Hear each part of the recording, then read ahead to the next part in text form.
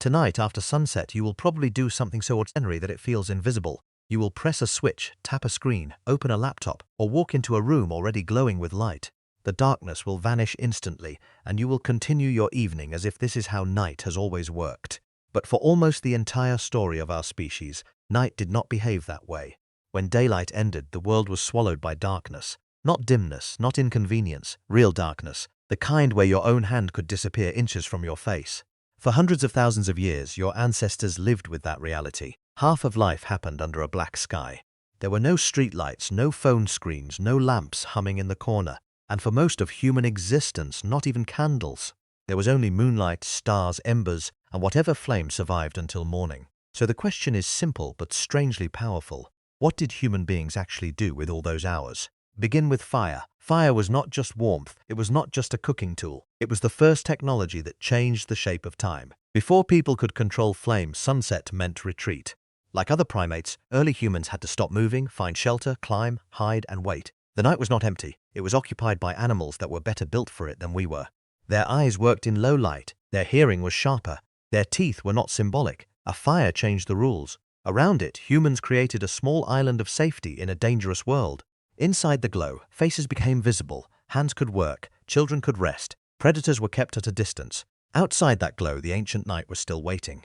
But inside it, something completely new appeared, extra human time. That may sound small, but it was enormous. Fire stretched the useful day beyond sunset. A group might gain 2, 3, or 4 extra hours in which they were not hunting, gathering, walking, or fighting to survive. Those hours were different from the day. Daylight belonged to tasks. Night belonged to imagination. This is where one of the most important changes in human culture may have happened. Anthropologists studying hunter-gatherer communities have noticed a pattern that feels almost obvious once you hear it. Daytime conversation is practical. People talk about food, plans, conflicts, tools, routes, and responsibilities. They discuss what has to be done. But after dark, around the fire, the conversation changes. People tell stories. They joke, they remember the dead. They describe faraway places, they explain how the world began. They teach children not through lectures, but through tales that carry warnings, dreams, and identity. The campfire may have been humanity's first stage. Before theaters, books, temples, schools, or screens, there was a circle of people watching shadows move across familiar faces. A good storyteller could hold the group together. A frightening tale taught caution, a myth explained suffering, a joke softened fear, memory became tradition. In that fire-lit space, humans practiced one of our strangest abilities, thinking beyond the immediate moment. We imagined what was not present. We pictured ancestors, spirits, futures, dangers, possibilities. In other words, the night helped us become mentally larger than survival. But storytelling was only one part of the ancient night. Another rhythm was built into human life, one modern society has almost erased. Many people assume that a healthy night's sleep means closing your eyes and staying unconscious for one solid block until morning. If you wake up at 2:01 a.m., you may call it a problem. You may blame stress, caffeine, age, anxiety, or your phone. But history suggests something very different. For centuries, people commonly slept in 2 parts. They would go to bed not long after darkness arrived, sleep for several hours, wake during the deep night, remain quietly awake for a while, and then sleep again until dawn. This was not considered strange. It was not treated as a medical failure. It was ordinary enough that people had names for it: first sleep and second sleep.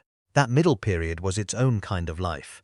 Some people prayed, some talked softly with a spouse, some thought about dreams while the images were still fresh. Some read or wrote if they had light.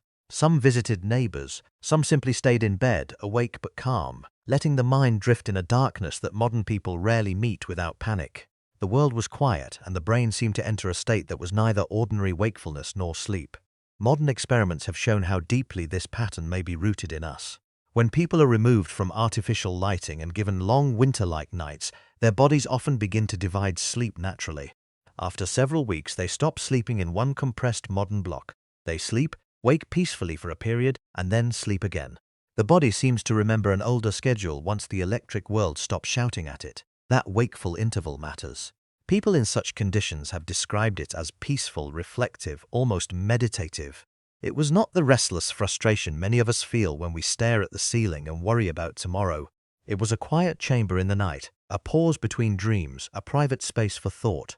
In a world without constant stimulation, this may have been one of the most inward parts of human experience. So why did it disappear? The answer is not mysterious. We lit the night.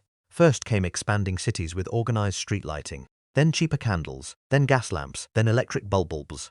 Each step pushed darkness farther away. Streets became safer, work could continue later, shops could stay open, factories could run by the clock instead of the sun. Eventually, homes filled with light and night stopped being a boundary. It became something to manage, extend, monetize, and ignore. At first, that sounded like victory. Darkness had always carried danger. In many older towns, being outside after dark without a reason could make you suspicious. Night was associated with thieves, spirits, secrecy, and risk. To bring light into the streets was to bring order. To bring light into homes was to bring comfort. Few inventions feel as completely positive as the ability to make darkness disappear. Yet progress often asks for payment in a currency we do not recognize until later. By conquering the night, we also disturb the ancient signals that told our bodies what time it was. Your brain does not understand your intentions. It does not know that the glow in your hand is just a video, a message, or one more episode. When bright light reaches your eyes late at night, your biology reads it as information. Light says, stay awake. Light says the day is not finished. Light says, delay the chemistry of sleep. This is why modern darkness is not really darkness. Even when the sun is gone, our evenings are filled with artificial dawns. Kitchen bulbs, car headlights, office ceilings, televisions, tablets, phones, refrigerators, street lamp, advertisements, notification screens.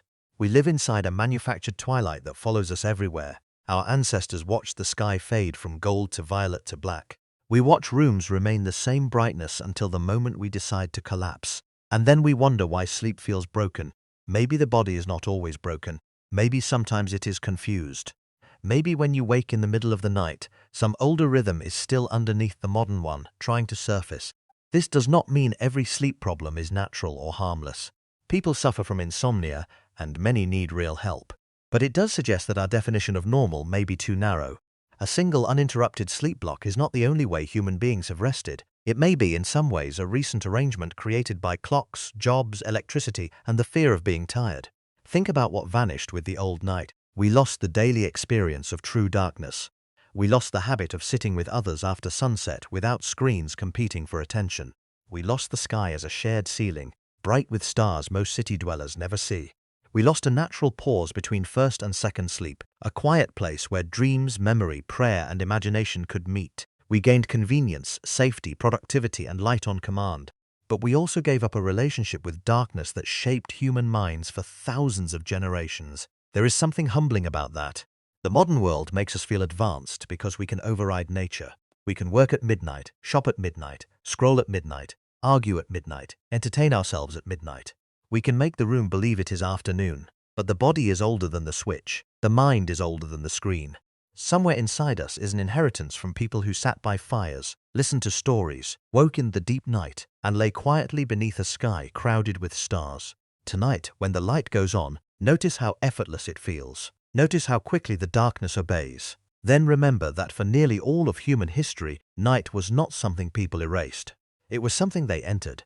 They feared it, respected it, gathered inside it, slept through it in waves, and used it to tell the stories that made them human. We traded that ancient rhythm for brightness whenever we want it. And the strangest part is that most of us never noticed what was lost.